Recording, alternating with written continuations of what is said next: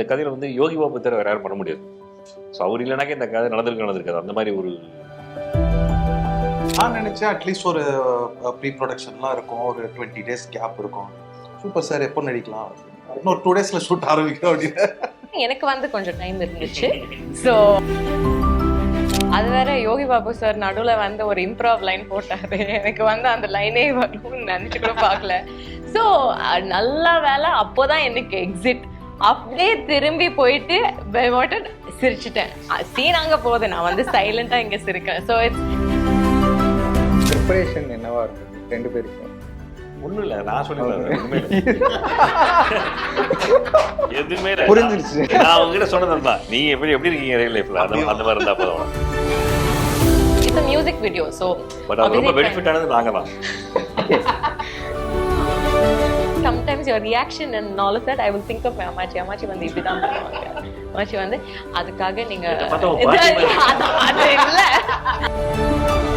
மொழி படத்துல பிரகாஷ் ராஜ் வந்து சொல்லுவாரு, அந்த தட்டு கீழே விழுறப்போ ஒரு ஸ்பெஷல் சவுண்ட் போட்டு அந்த மாதிரி இருந்தது. அவர்தான் கேட்கணும். ரொம்ப சிரிக்கிறாரா? அப்போ ஆமாண்ணா. Hello Chutney Sambar team, Ajeesh, Samyuktha, Radhamohan sir, Chandran. So உங்களோட சட்னி சாம்பார் இப்போ ரிலீஸ் ஆக போகுது 26 ஹாட்ஸ்டாரில். எனக்கு ஃபஸ்ட்டு வந்து இது ஒரு வெப் சீரிஸ் அப்படிங்கிறதுனால உங்கள் எல்லாருக்கும் ஃபேவரட்டான ஒரு வெப் சீரிஸோ இல்லை தொடர்ந்து ஃபாலோ பண்ணிட்டு இருக்கிற ஏதாவது ஒரு வெப் சீரிஸோ இருந்தால் ஷேர் பண்ணலாம். Start with Chandran. ரீசன்ட் பாஸ்ட்ல நிறைய பார்த்துருக்கேன், but my all time series அப்படின்னு பார்த்தீங்கன்னா ஹவ் ஐ மெட் யுவர் மதர். ஏன்னா அதுதான் நான் பார்த்த ஃபர்ஸ்ட் வெப் சீரிஸ், ஒரு காமிக்கலான, அது ரொம்ப பிடிக்கும். சார் எனக்கு பிரேக்கிங் பேட். நானும் இங்கிலீஷ்ல தமிழ்ல தான் சொல்லணும்னு நினைச்சேன். சரி, இங்கிலீஷ்ல இப்போ ரீசெண்டா I finished watching the show called Ted Lasso. It's easily my favorite show இப்போ.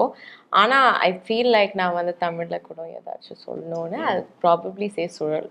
Yeah, completely different genre. இங்கிலீஷில் வந்து எனக்கு all time favourite is friends. அப்புறம் கேம் ஆஃப் த்ரோன்ஸ் ரொம்ப பிடிக்கும், இந்த லாஸ்ட் சீசன் மட்டும் பிடிக்கும். அப்புறம் தமிழில் வந்து பர்சனலி எனக்கு என்னோடய ஃபர்ஸ்ட் சீரீஸ் விலங்கு, ஸோ அது என்னோட இது. அண்ட் சுழல் ரொம்ப பிடிக்கும். ஹிந்தியில் ஃபேமிலி மேனும் எனக்கு ரொம்ப பிடிக்கும். இந்த ஒரு சீரீஸ் பண்ணுங்கிற ஐடியா, அதோடைய ஸ்டார்டிங் பாயிண்ட் சொல்லுங்கள். இல்லை, எனக்கு எப்பவுமே வந்து ஒரு சீரீஸ் ஒன்று பண்ணணும் அப்படின்னு ஒரு ஐடியா இருந்துச்சு. அது எப்போ பண்ணணும் அந்த மாதிரிலாம் எதுவும் இல்லை.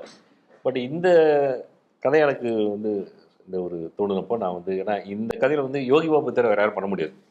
ஸோ அவர் இல்லைனாக்கா இந்த கதை நடந்திருக்காது. அந்த மாதிரி ஒரு விஷயம். ஸோ இந்த கதையாக ஒரு ஸ்டோரி ஐடியா வந்தோடனே நான் அவரை மீட் பண்ணி இந்த மாதிரி சொன்னேன். நான் அப்போ சொன்னேன், கண்டிப்பாக நான் பண்ணுறேன் சார் அப்படின்னாரு. அதுக்கப்புறமா வந்து இன்னும் அது ஹாட்ஸ்டாரில் மூலமாக வந்து அது வெப் சீரிஸாக கன்வெர்ட் ஆச்சு. ஸோ அப்படி முதல்ல வந்து ஒரு கதையாக தான் இருந்தது. அப்புறம் வெப் சீரிஸ் அப்படின்னு போனால் அதுக்கேற்ற மாதிரி ஸ்க்ரீன் பிளே எல்லாம் வந்து, ஏன்னா ஃபிலிமுக்குன்னு ஒரு மாதிரி ஒரு பேட்டர்ன் இருக்கும், வெப் சீரிஸ் இருக்கும்போது கொஞ்சம் வேறு சில விஷயங்களை ஆட் பண்ண வேண்டியிருக்கும். ஸோ அதெல்லாம் பண்ணி எனக்கு அது ஒரு பெரிய ஒரு லேர்னிங் எக்ஸ்பீரியன்ஸாக இருந்தது. ஒரு வெப் சீரிஸ்க்கு வந்து ஸ்க்ரீன் பிளே பண்ணுறதுன்றது. நான் சினிமாவில் ஒரு 2 மணி நேரத்தில் அப்படி சொல்லிட்டு பாரு, இது ஒரு 4 hours அப்படிங்கும்போது இன்னும் நிறைய கேரக்டர்ஸ்லாம் சேர்த்து இன்சிடென்ட்ஸ், அந்த கேரக்டர்ஸ்க்கு பேக் ஸ்டோரிஸ், அது மாதிரிலாம் ஒரு நல்ல ஒரு அனுபவமாக இருந்துச்சு. ஸோ அப்படி தான் வந்து இந்த ஒரு சீரீஸ் வந்து உருவாச்சு. ரைட்டிங்காக இது உங்களுக்கு எவ்வளோ சேலஞ்சிங்காக இருந்துச்சு அப்படிங்கிறது ஒரு விஷயம். இன்னொன்று ஹியூமருங்கிறது வந்து ஒரு டைமில் ஒர்க்கான ஹியூமர் வந்து இப்போது அந்தளவுக்கு இருக்காது. இப்போது இருக்கிற ஒரு ட்ரெண்ட் ஆர் சம்திங், அவங்களோட அட்டென்ஷன் ஸ்பேனு இதெல்லாம் வச்சு எழுத வேண்டியதாக இருக்கும். ஸோ இந்த 2 சேலஞ்சும் எப்படி இது பண்ணீங்க? அது ஹியூமர் மட்டும் இல்லை, எல்லாமே அப்படி தான். ஆக்ஷன் இது கூட அப்படி தான், டான்ஸ் கொரியோகிராஃபி அப்படி தான். ஒரு 10 வருஷம் முன்னாடி இந்த மூமெண்ட்லேயும் இன்றைக்கி ஆட முடியும், இன்றைக்கி வேறு மாதிரி இருக்குது. ஆமாம், டெஃபினட்டாக அது இன்றைக்கி இருக்கிற கொரியோகிராஃபி வேறு, இன்றைக்கி இருக்கிற டான்ஸிங் ஸ்டைல் வேறு இல்லையா? எல்லாத்துக்குமே அப்படி தான். ஸோ ஒரு மேக்ஸிமம் 10 years பர்டிகுலர் ட்ரெண்டு இதாகும். அதுக்கப்புறம் மாறிட்டு தான் இருக்கும். அது மாற நம்ம அப்டேட் பண்ணிட்டு போய்ட்டுருக்கணும். அப்போ அதுதான் வந்து இந்த ஒரு ஃபில்ம் மேக்கருக்கு மிகப்பெரிய சேலஞ்ச். அந்த அப்டேட் வந்து இன்றைக்கி ரொம்ப ரொம்ப முக்கியமாக இருக்குது. அது இல்லைனாக்கா வந்து இன்றைக்கி ஒன்றும் மூவ் பண்ண முடியாது. அது இல்லைனாக்கா ஒரு நம்ம அப்டேட் பண்ணிக்கலனாக்கா இன்றைக்கி என்ன நடக்குது, யங்ஸ்டர்ஸ் வந்து எப்படி அவங்க வந்து how do they express them செல்ஃப்ஸ்ன்னு இருக்கு இல்லையா? நம்மலாம் வந்து இந்த கடிதம் எழுதலாம் வந்து பெரிய இது என்னோட இன்றைக்கி நம்மளால வந்துருச்சு. அதுக்கு இன்றைக்கி ஒரு தன்னுடைய டேலண்ட் எக்ஸ்பிரஸ் பண்ணுறதுக்கோ எல்லாத்துக்குமே ஒரு ஈஸியாகவும் இருக்குது, but at the same time there are so many avenues. இல்லை அதுக்குன்னு சில சேலஞ்சஸ் இருக்குது. ஸோ அது எல்லாமே எப்படி பண்ணுறாங்க, அது எப்படி ரீச் ஆகுது, எல்லாத்தையுமே நம்ம தெரிஞ்சுக்க வேண்டியிருக்கு. ஸோ அது ஒரு சேலஞ்சிங் இன்னைக்கு வந்து ரொம்ப முக்கியமான ஒரு விஷயம். சந்திரன், உங்களுக்கு இந்த கேரக்டர் சொன்னப்போ என்ன விஷயம் தோணுச்சு? ஃபர்ஸ்ட்டு சாரோட ஒரு ஸ்கிரிப்டில் நடிக்கிறோம் அப்படிங்கிற விஷயம், இதெல்லாம் எப்படி இருந்தது இந்த எக்ஸ்பீரியன்ஸ்? இல்லை, எனக்கு போன உடனே ஃபர்ஸ்ட் மீட்டிங்லேயே நரேஷன் கொடுத்துட்டாரு. ஸோ அந்த நரேஷன்றதே வந்து it is a confirmation process, நீ தான் நடிக்கிறன்ற மாதிரி. ஸோ செம்ம ரிலாக்ஸ்டாக அப்படியே ஜாலியாகிட்டேன் ஃபர்ஸ்ட்டு. அண்ட் நான் நினச்சேன் அட்லீஸ்ட் ஒரு ப்ரீ ப்ரொடக்ஷன்லாம் இருக்கும், ஒரு 20 days கேப் இருக்கும். அப்படி சூப்பர் சார், எப்போ நடிக்கலாம், இன்னொரு 2 days ஷூட் ஆரம்பிக்கிறோம் அப்படின்னு. ஸோ மேலே மேலே சர்ப்ரைஸ் போட்டார். ஓகே அப்படின்னா இந்த 2 days ஆரம்பித்தோம் ஷூட்டு. அந்த நரேஷன்லேயே வந்துட்டு நமக்கு ஒரு ஐடியா கிடச்சிடும்ல, இந்த கேரக்டர் எந்த மாதிரி ஒரு கேரக்டர், நல்லா ஒரு காமன் கம்போஸ்டாக இருக்கிற ஒரு character. And how is being the bridging gap between other கேரக்டர்ஸ்ன்ற ஒரு விஷயம். அண்ட் அதை தாண்டி அப்படியே டே பை டே ப்ராசஸில் வந்துட்டு இட் சிங்ஸ் இன். ஸோ நல்லா ஜாலியாக இருந்தது. எனக்கு வந்து ஆக்சுவலாக எனக்கும் அந்த மாதிரி சடனாக வந்து கூப்பிட்டு I went there. I think இவங்களோட associate Sriyantha was a senior of mind from college. அவங்க தான் கூப்பிட்டு I went to the office. And அவங்க வந்து ஃபர்ஸ்ட்டு கேட்டாங்க, ரோல் இந்த மாதிரி இருக்கும், உங்களுக்கு பண்ணுறது ஓகேவா? ஓகேவா, ஆடிஷன் ஏதாச்சும் சார்? இல்லை, உங்கள் ஒர்க் பார்த்துருக்கேன், பண்ணிடலாம், நோ ப்ராப்ளம்னு பயங்கரம் எக்ஸைட் ஆகிடுறேன். Because it's a very to get that sort of validation from a director that you really respect. Radhamohan sir is someone I really respect. So அது வந்து எனக்கு ரொம்ப எக்ஸைட் ஆயிடுச்சு. And then I said shoot எப்போ இருக்கும், எனக்கு வந்து கொஞ்சம் டைம் இருந்துச்சு. So I was pretty prepared for it. I was waiting actually எப்போ ஷூட் ஸ்டார்ட் பண்ண போகிறோம். And I really enjoyed the process throughout. சாரோட படங்களில் மியூசிக் எப்படி இருக்கும்னு நம்ம தொடர்ந்து கேட்டுட்டு தான் இருக்கோம். ஸோ மியூசிக்கலாக அவரோட அந்த கொலாபரேஷன் என்ன விஷயங்கள் கேட்பாரு, அதுக்குள்ளே நடந்த விஷயங்கள் என்ன? இல்லை, சார் வந்து ரொம்ப கிளியர், என்ன வேணுங்கிறது ரொம்ப கிளியர். இந்த ப்ராஜெக்டில் பார்த்தீங்கன்னா ஒரு சாங் அது வந்து என் கிரெடிட்ஸில் வரும். ப்ளஸ் அந்த ப்ராஜெக்ட்கான அந்த ஒரு ரிலேஷன்ஷிப்ஸாக, அப்புறம் வந்து ஒரு ஃபுட்டையும் ரிலேஷன்ஷிப்ஸையும் இது பண்ணுற மாதிரி ஒரு சாங் ஒன்று இருக்குது, ஒரு ப்ரொமோஷனல் சாங் மாதிரி. அதுக்கு வந்து சார் வந்து கிளியராக சொன்னார், இந்த மாதிரி தான் லிரிக்கலாக எப்படி பண்ணுறோங்கிறது செகண்டரி, ஃபஸ்ட்டு டியூன் கம்போஸ் பண்ணிடலாம் அப்படிங்கிறது தான் சொன்னார். ஸோ அதுக்கு வந்து நான் ஒன்று பண்ணி கொடுத்தேன். சாருக்கு வந்து அந்த ஃபஸ்ட் ஆப்ஷனே வந்து பிடிச்சிருந்தது. ஸோ இதை வச்சு போயிடலாம் அப்படின்ட்டு. அப்புறம் மோகன்ராஜன் பிரதர் தான் எழுதியிருக்காரு லிரிக்ஸ் அதுக்கு. ஸோ அந்த சாங் ஒரு மாதிரி ஜாலியாக வந்திருக்கு. கானா பாலா பாடியிருக்காரு. ஸோ நீங்கள் சொன்ன மாதிரி தான் சாரோட படங்களில் வந்து மியூசிக் அவ்வளோ இம்பார்ட்டன்ஸ் இருக்கும். ஸ்கோர் பண்ணும்போதும் வந்து எனக்கு அந்த இது ரொம்ப பிடிச்சிருந்தது. பிகாஸ் அவ்வளோ எமோஷன்ஸ் இருக்கும் அவரோட கண்டென்ட்டில். எவ்ரி ஃபிலிமில் வந்து எமோஷன்ஸ் இருக்கும், காமெடி இருக்கும். அது வந்து அது எப்படி அழகாக பிளெண்ட் ஆகுங்கிறதும் இருக்குது. ஸோ எனக்கு வந்து பர்சனலி இது ஒரு ரொம்ப மெமரபிள் ப்ராஜெக்ட் தான். So I'm very happy. அவர் சொன்ன விஷயத்துலேருந்தே கேட்கணுன்னா, ஹியூமருக்கு எவ்வளோ இம்பார்ட்டன்ஸ் இருக்கோ அதே அளவு அந்த இமோஷன்ஸையும் ஹேண்டில் பண்ணுறதுன்றது, அந்த சேலஞ்ச் இப்போது எப்படி மாறி இருக்கு, இந்த வெப் சீரிஸில் என்னவா அது ஒர்க் ஆகிருக்கு? இல்லை, ஹியூமர் அண்ட் இமோஷன்ஸ் எப்பவுமே வந்து அது ஒன்று தான். அது வந்து அது மாறவே போகிறதில்ல கண்டிப்பாக. பட் அதுக்கான கண்டென்ட் வந்து மேபி கொஞ்சம் அந்தந்த காலகட்டத்துக்கு ஏற்ற மாதிரி இருக்கும். இப்போ இமோஷன்றதுக்காக நம்ம வந்து ஒரு 20 years பேக் இருந்த அந்த ஒரு இமோஷன் வந்து இன்றைக்கி ஒர்க் அவுட் ஆகாது. அன்னைக்கு அழுத விஷயங்கள் வந்து இன்றைக்கி அழ தேவையில்லாத விஷயமா போயிருக்கும். ஸோ அதை நம்ம புரிஞ்சுக்கிட்டாலே போதும், அவ்வளோதான். ஸோ நம்ம வாழ்க்கையை நம்மள அப்சர்வ் பண்ணாலே போதும். நம்ம சுற்றி இருக்கிற யங்ஸ்டர்ஸ் எல்லாம் பார்த்து அவன் எதுக்கு சந்தோஷப்படுறான், எதுக்கு அவன் வருத்தப்படுறான், அது நமக்கு சில்லியாக கூட இருக்கலாம். பட் அதை அக்செப்ட் பண்ணிட்டா போதும் நமக்கு. அதுக்கு நம்ம எழுதும்போது அது தன்னால் இன்றைக்கான இமோஷன்ஸ் இன்றைக்கான பட் சில எமோஷன்ஸ் மாறவே மாறாது, என்றைக்கும் மாற போகிறதில்ல. அது எப்படி நம்ம பேக்கேஜ் பண்ணுறோம் அப்படின்றது தான் வந்து மாறும். ஸோ அந்த மாற்றங்களை நம்ம புரிஞ்சுக்கிட்டே வந்தோம்னாக்கா போதும். ஈவன் இப்போ யோகி பாபுவும் அவருடைய அந்த காமிக் டைமிங்ஸ், அவருடைய கவுண்டர்ஸுக்காக நிறைய பார்க்கப்பட்டிருக்காரு. இப்போ அவர்கிட்ட ஒரு இமோஷனலான விஷயங்கள் வாங்க வேண்டி இருந்ததா, அது எப்படி? கண்டிப்பாக அவர் வந்து அவர் வெறும் காமெடின்னு மட்டும் இல்லை, எனக்கு ஆரம்ப காலத்துலேருந்தே அவர் மேலே எனக்கு அந்த ஒரு அபிப்பிராயம் உண்டு. அவர் நல்ல ஒரு ஆக்டர். அவர் சம்படி அந்த நல்ல எமோஷனல் சீனையும் பண்ணக்கூடியவர். அவர் அது இந்த மண்டேலா அந்த மாதிரி படம்லாம் கூட பார்த்துருக்கோம், அது ப்ரூவ் ஆகிருக்குது. ஸோ அப்போ தான் வந்து எனக்கு இந்த கதை பண்ணும்போது அவரால் இது பண்ண முடியுன்ற நம்பிக்கை வந்தது.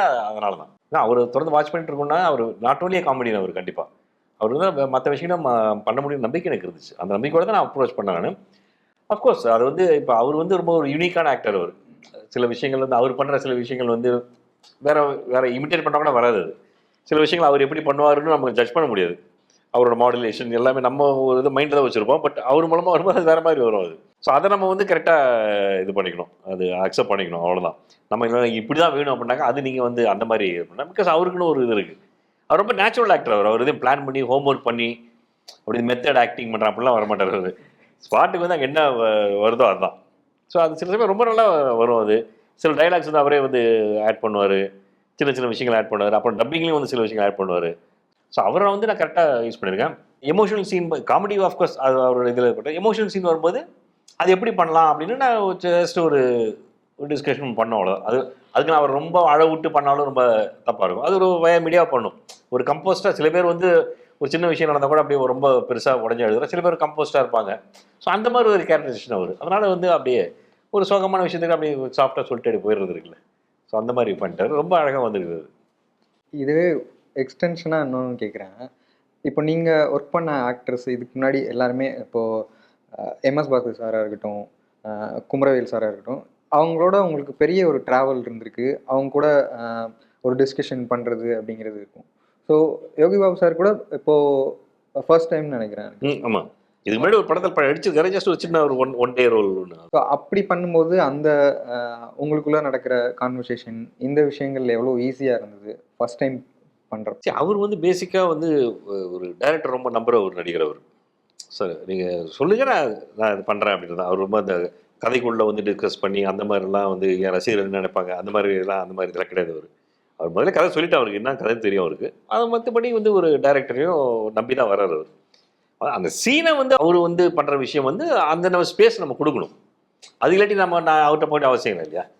அந்த சீனை வந்து அவர் அப்படி சொல்லுவார் அப்படின்னாக்க நான் நரேஷன் நான் சொல்லும்போது ஒரு மாதிரி இருக்கும்.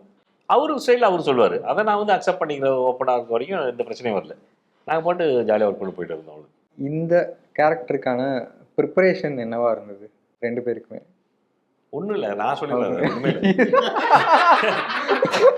எதுவுமே இல்லை, புரிஞ்சிருச்சு. நான் அவங்ககிட்ட சொன்னது தான். நீங்கள் எப்படி இருக்கீங்க ரியல் லைஃப்பில் அந்த மாதிரி இருந்தால் போதும். வேற ஒன்றும் எக்ஸ்ட்ராவா கேரக்டராக ஒன்றும் இல்லை. இப்போ வந்து இவனே வந்து நீ ஒரு கிராமத்தில் ஒரு கோயில் பூசாரி, நீ வந்து ஒரு ட்ரைபல் உமன் அப்படின்னா தான் இதை ப்ரிப்பேர்லாம் பண்ணணும். அப்படிலாம் கிடையாது, எதுவுமே கிடையாது. ஜஸ்ட் அப்படியே ஒரு எக்ஸ்டென்ஷன். அவங்க ரியல் லைஃப்பில் எப்படி இருப்பாங்க, ரியல் லைஃப்பில் அந்த மாதிரி சுச்சுவேஷன் கடந்து வந்திருக்கலாம். அவங்க இந்த படத்தில் வர விஷயங்கள் அதை அவங்க எப்படி ஹேண்டில் பண்ணிப்பாங்க அப்படி பண்ணியிருந்தாலும் போதும், அவ்வளோதான். அதை கரெக்டாக பண்ணிட்டா போதும். அந்த மாதிரி ரோல் தான் டிமாண்ட் பண்ணுது. மற்றபடி இது ஒன்றும் பெருசாக. இன்ஃபேக்ட் வந்து கதை கேட்க வரும்போது இவன் வந்து அப்படியே பயங்கரமாக வந்தான். ஒரு ட்ரைபல் இது மாதிரி தான் வந்தான். அப்படி இவ்வளோ முடி வச்சு இவ்வளோ தாடிலாம் வச்சுட்டு அப்புறமா வந்து சொல்லி அடுத்த நாள் காலையிலேயே எல்லாத்தையும் கட் பண்ணி லுக்கே அப்போ தான் செட் பண்ணேன். ஆனால் அந்த கேரக்டர் எனக்கு ரொம்ப நெருக்கடியாக போச்சு, செட்டே ஆகவே இல்லை.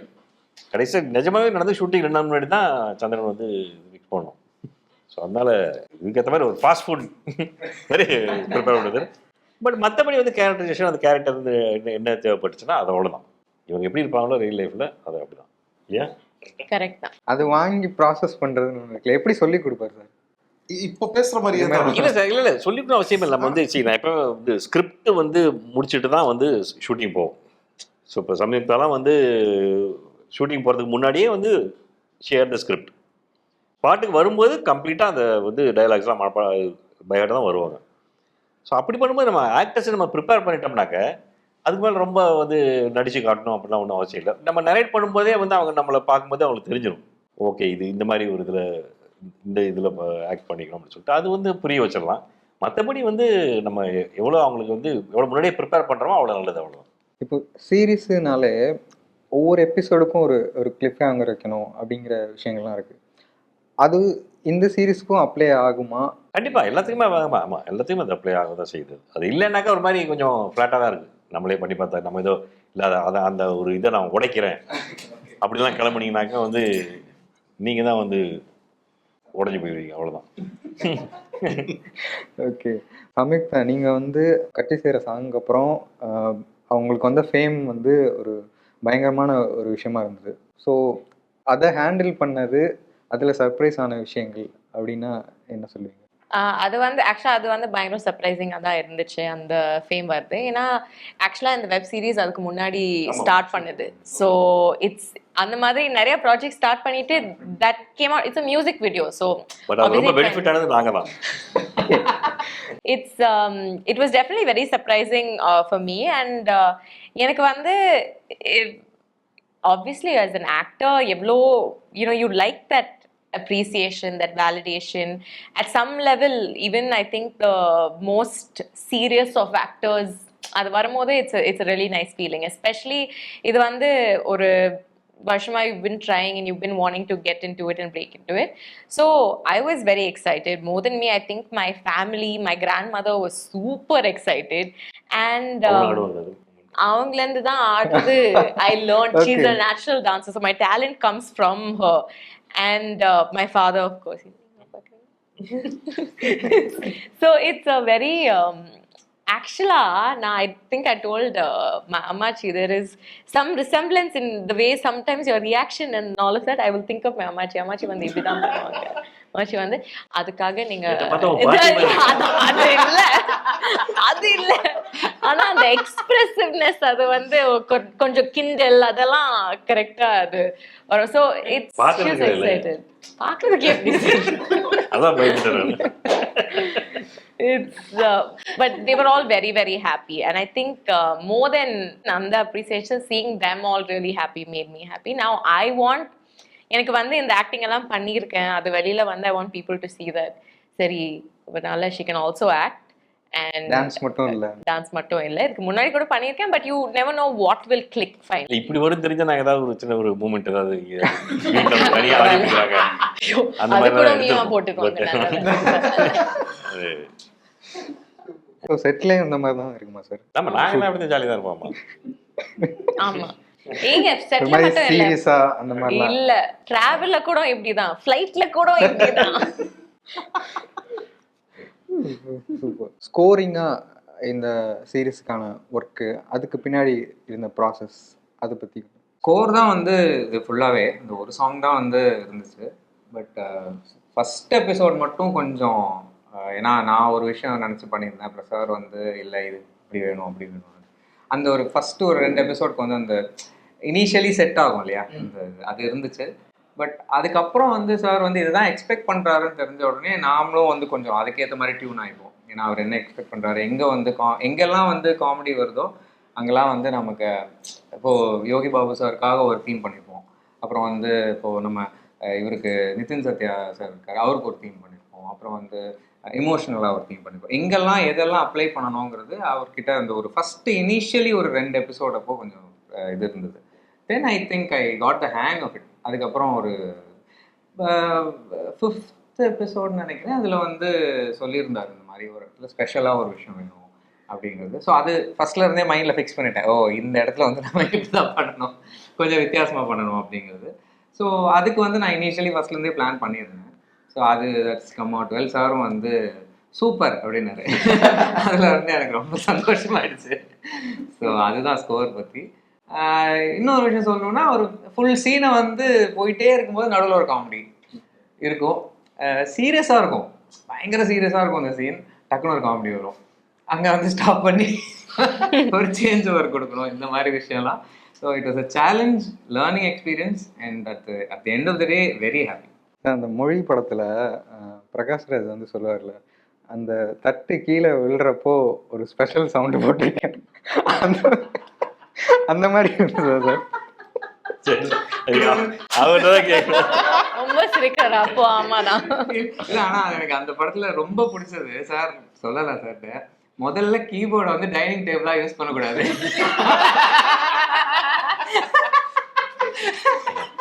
அது எனக்கு ரொம்ப பிடிக்கும். எனக்கு அப்பையில இருந்து இப்போ வரைக்கும் ரொம்ப ஃபேவரட் அது. இப்போ ஜென்ரலாக ஒரு கம்போசிங்னு உட்கார்றப்போ அங்கே எப்படி இந்த சீனை எப்படி ட்ரீட் பண்ணலாம் மியூசிக்கலான்ற ஐடியாஸ் எப்படி சார் இருக்கும்? ரொம்ப வந்து காம்ப்ளிகேட் பண்ணுறது இல்லை, நான் போய் எல்லாரும் மூலையில உட்காந்துக்கிட்டு அது மாதிரிலாம் பண்ணுறது கிடையாது. நான் ஒன்று கொடுத்துட்டோம், அது படத்தை பார்த்து அவங்களே என்ன புரிஞ்சு பண்ணுறாங்க அப்படின்போது நமக்கு தெரியும். ஸோ ஃபர்ஸ்ட் டைம் ஒர்க் பண்ணுறேன் அவரோட. ஸோ அப்படி இருக்கும்போது முதல்ல எதுவுமே எல்லாம் படத்தை பார்த்து நீங்களும் பண்ணுங்க அப்படின்னு சொல்கிறது பண்ணும்போது சில விஷயங்கள் அதுக்கப்புறமா தான் நம்மளுக்கே தெரியும். நானும் வந்து ஐம் நாட் அ மியூசிஷியன் இல்லையா, இந்த இடத்துல மியூசிக் வேணும்னு தெரியும், அது என்ன மாதிரி மியூசிக் நான் நினச்ச விட பெட்டராக அவர் கொடுத்தாருனாக்க நல்லது எனக்கு. அதனால் நான் போய் எல்லாத்தையும் அந்த மாதிரிலாம் இது பண்ண கிடையாது. சில விஷயங்கள் பண்ணும்போது நான் வந்து எனக்கு இந்த மாதிரி ட்ரீட்மெண்ட் வேணும், த்ரூ அவுட்டாக வாசிக்க வேண்டாம், இந்த பாயிண்ட்ஸ்லேருந்து வாசிச்சா போதும், இந்த மாதிரி சில விஷயங்கள் சொல்லலாம், அவ்வளோதான். மற்றபடி நான் யார்ட்டையும் அந்த சொல்கிற அளவுக்கு எனக்கு இசை அறிவுலாம் எனக்கு கிடையாது இருக்குது. அதனால் வந்து அதோடு நிறுத்திக்கிறது அவ்வளோதான். ஆனால் நிறைய ஃப்ரீடம், கிரியேட்டிவ் ஃப்ரீடம் வந்து சார் வந்து அப்போ தான் நான் ஒரு நாளைக்கு எல்லாத்தையுமே நானே பண்ணிட்டு இருந்தாங்க. அப்புறம் அது ஏதோ ஆக்டிங்கும் அந்த மாதிரி தானே சார். இப்போது அவங்கக்கிட்ட அந்த மூடை சொல்லிட்டு அவங்கள நடிக்க விடுறது தானே அந்த மாதிரி. நான் வந்து அப்படிதான் அது நான் எல்லாருக்கும் நடிச்சு காட்டி சில விஷயங்கள் ஸ்பெஷலாக தேவைப்பட்டுச்சுன்னா நடிச்சு காட்டுவோம், அவ்வளோதான். மற்றபடி வந்து பேப்பர் என்ன இருக்குன்னு தெரியும், அது கேரக்டர் என்னன்னு தெரியும் இல்லையா. ஸோ அதை நீங்கள் எப்படி பண்ணுறீங்க, அதான் உங்கள் வேலை தானே. அவங்க யாரும் என் வேலையை செய்கிறது இல்லை, அப்போ நான் அவங்க வேலையை செய்யறேன் இல்லையா. அதுக்கு தான் அவங்க வந்திருக்காங்க, அவங்க அதுக்காக தான் அவங்க இது பண்ணுறோம். ஸோ வந்து எல்லாருமே இந்த படத்தில் பார்த்தீங்கன்னா அந்த மாதிரி ஒரு நல்ல ஒரு ஆக்டர், நல்ல ஒரு டெடிக்கேட்டடான ஆர்டிஸ்டாக எல்லாம் வந்தாங்க. எனக்கு வாணி போஜன் வந்து இந்த மாதிரி கதையை மாதிரி இது கேட்டோன்னே அவங்க வந்து சரி சார் நான் கேட்குறேன், கதை கேட்குறேன், அப்புறம் சொல்கிறேன் அப்படின்னாங்க. சரி போய் கதையை சொல்ல, இந்த மாதிரி கேட்டுறேன், ஓகே நான் பண்ணுறேன். ஸோ அதுவும் வந்து நல்ல ஒரு ஸ்ட்ராங்கான ஒரு கேரக்டர், ஒரு ஆங்கிலோ இண்டியன் பொண்ணு.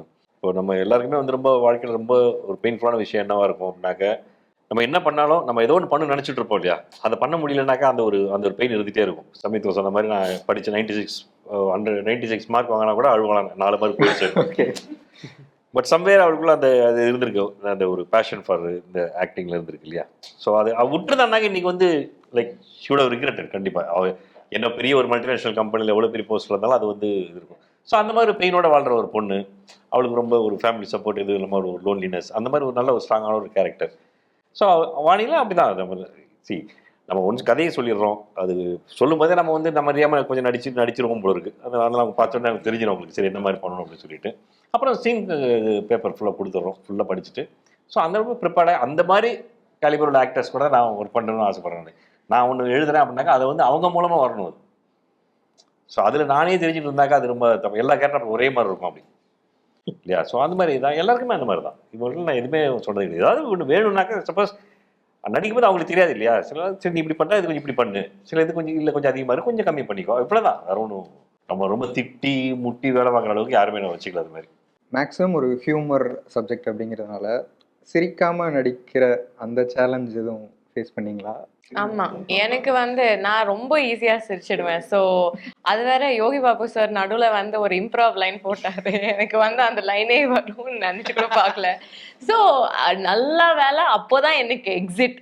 அப்படியே திரும்பி போயிட்டு சிரிச்சிட்டேன். சீன் அங்க போகுது, நான் வந்து சைலண்டா இங்க சிரிக்கிறேன். So it's those kind of moments are definitely the ப்ளூப்பர்ஸ்ல இருந்தா I don't know, there's a lot of bloopers somewhere, but I'm sure Chandran will have more instances. Yogi Babu சாரோட இப்போ சாரே வந்து ஒரு சிச்சுவேஷன் சொல்லிட்டு போயிருப்பாரு, அண்ட் அவரு கேட்கும்போது ஒரு விஷயமா கேட்டிருப்பாரு, அண்ட் டேக் 1 போகும்போது வந்துட்டு ஒன்று கொடுத்துருப்பாரு. பட் நம்ம அந்த மூட்லேயே இருக்கணும். பட் ஒவ்வொரு டேக்குக்கும் வந்துட்டு ஹி கீப்ஸ் கிவிங் டிஃப்ரெண்ட் ஆப்ஷன்ஸில். ஸோ அதுதான் சேலஞ்சிங்காகவே இருந்தது. ஏன்னா டக்குன்னு ஒரு கவுண்டர் போடும்போது ஒன்று ஜாம்பானுங்கெல்லாம் சேர்ந்து திரும்பி இன்னொரு கவுண்டர் போடுவாங்க. ஸோ அதுதான் ஒரு கேட்டுட்டு இந்த ஒரு இதில் தான் வரும், அடுத்தடுத்த ப்ராஜெக்டில் அதை டெவலப் பண்ணக்கூட ஒரு விஷயமா இருக்கும் அப்படின்னு தெரிஞ்சது. ஓவராலாக இந்த சீரீஸ் என்ன ஒரு ஃபீலிங்கோ ஒரு விஷயத்தையோ கொடுக்கும் அப்படின்னா என்ன சொல்லுவீங்க? அதான் இப்போ வந்து அதாவது வெப் சீரிஸ் அப்படினால மோஸ்ட்லி வந்து ஒரு டார்க் கண்டென்ட் தான் இருக்கும், ஒரு மர்டர் மிஸ்ட்ரியாக இருக்கும், இல்லை வந்து ஒரு க்ரைம் த்ரில்லராக இருக்கும், இல்லை ஒரு ஹேஸ்ட் த்ரில்லராக இருக்கும். அந்த மாதிரி இருக்கும்போது இது வந்து ஒரு ப்ரீஸியான ஒரு அதை மொத்த ஃபேமிலியும் உட்காந்து ஜாலியாக பார்க்கலாம், ஒரு அப்படி அதை சாப்பிட்டுட்டு அப்படி ஜாலியாக பார்க்கலாம் அப்படின்ற மாதிரி ஒரு இது. அது நல்ல ஒரு மூமெண்ட்ஸ் இருக்கும், நல்ல ஒரு டச்சிங்கான மூமெண்ட்ஸும் இருக்கும், நல்ல ஒரு ஜாலியான மூமெண்ட்ஸ், மனம் விட்டு சிரிக்கிற மாதிரி மூமெண்ட்ஸ் இருக்கும். அந்த மாதிரி தான் இருக்கும். மற்றபடி இதில் சொல்கிற எமோஷன்ஸ் எல்லாருமே கடந்து வந்திருப்போம், இல்லைடா கடந்து வந்தவர்களை சில பேர் பார்த்துருப்போம். அந்த மாதிரி எல்லாம் ரியல் எமோஷன்ஸ் தான் இருக்கும். அந்த மாதிரி ஈஸியாக நீங்கள் ரிலேட் பண்ணிக்க முடியும். சந்திரன், பிஞ்ச் வாட்சிங் அப்படின்றது, ஏன்னா த்ரில்லர் அப்படின்னா வாரம் வாரம் ட்ராப் பண்ணுற ஒரு இதுவாக இருக்கும். இது வந்து ஒன்றா வருது, ஒரு 6-7 எபிசோடு ஒன்றா வரும்போது you can definitely binge watch it and with the family. குழந்தைங்கள்லேருந்து பாட்டி தாத்தா வரைக்கும் எல்லாரும் ஒன்றா உட்காந்து ஒரு எபிசோடை பார்க்கலாம் அப்படின்னா, பல எபிசோடையும் பார்க்கலாம் அப்படின்னா அந்த மாதிரி ஒரு கண்டென்ட். ஸோ கண்டிப்பாக வீக்கெண்ட் சூப்பராக இருக்கும். Samyuktha, I think this is ஒரு ரொம்ப ஃபீல் குடான சீரீஸ் மாதிரி தான். எஸ்பெஷலி இப்போ ஐ திங்க் ஆடியன்ஸ் வந்து ஸ்லோவாக ஷிஃப்ட் ஆகுறாங்க அந்த dark the thriller thing. as much as I'm personally a big fan too.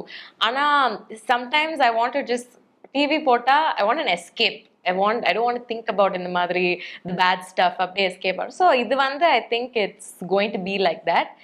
And ஃபேமிலியோட உட்காந்து எல்லாரும் பார்க்குற மாதிரி கண்டிப்பாக என் ஃபேமிலியோ உட்காந்து வில் பி சிட்டிங் அண்ட் வாட்சிங் fully. So it's a feel good series. நீங்கள் ஆல்ரெடி பார்த்துருப்பீங்க. ஸோ அதான் நான் சொல்லணும்னா இப்போது ஒரு தேட்டரில் வந்து படம் முடிச்சுட்டு வரும்போது ஃபுல்ஃபில்டாக சாட்டிஸ்ஃபைடாக வருவோம் இல்லையா, அந்த ஒரு ஃபீலிங் டெஃபினெட்லி சட்னி சாம்பார் வந்து உங்களுக்கு கொடுக்கும். இல்லைன்னா வந்து முடிக்கும்போது அப்பா ஹாப்பி, அந்த மாதிரி ஒரு அந்த மாதிரி ஒரு ஃபீலிங் வந்து இந்த சீரீஸ் கொடுக்கும். டெஃபினெட்லி எல்லாரும் பாருங்கள். July 26th on Hotstar. So இந்த சீரீஸ் பயங்கர சக்ஸஸ் ஆகணும் அப்படின்னு விஷ் பண்ணிக்கிறேன். Thank you so much. Thank you. Thank you.